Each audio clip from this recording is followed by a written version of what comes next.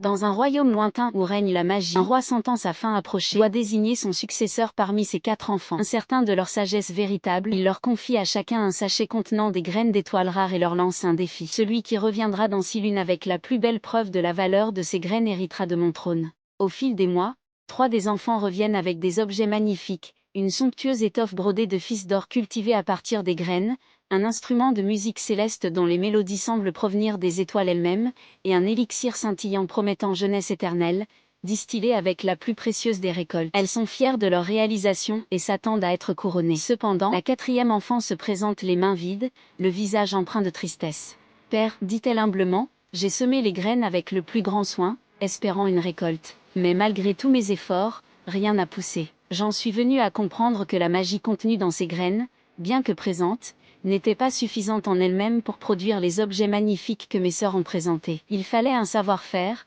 un talent particulier que je ne possédais pas. Je me présente donc devant vous sans rien. » Le roi, devant la cour rassemblée, observe attentivement les créations des 3 premières et l'aveu sincère de la dernière.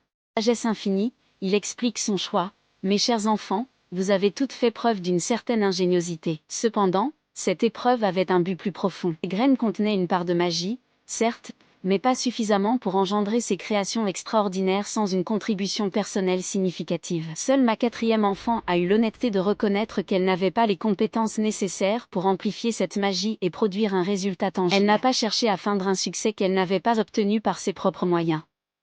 Cette honnêteté, cette humilité face à ses propres limites, est une qualité rare et essentielle pour une dirigeante. C'est pourquoi c'est elle qui prendra ma place. » Un silence respectueux emplit la cour, puis une vague d'approbation se répand parmi les nobles et les sujets. Le roi se lève avec dignité, s'approchant de sa 4e fille, il place sur sa tête une couronne simple mais rayonnante, symbole de son honnêteté et de sa sagesse naissante. La nouvelle reine, émue mais digne, reçoit l'hommage de son peuple, un règne fondé non pas sur la magie illusoire, mais sur la vérité et l'intégrité, commençait.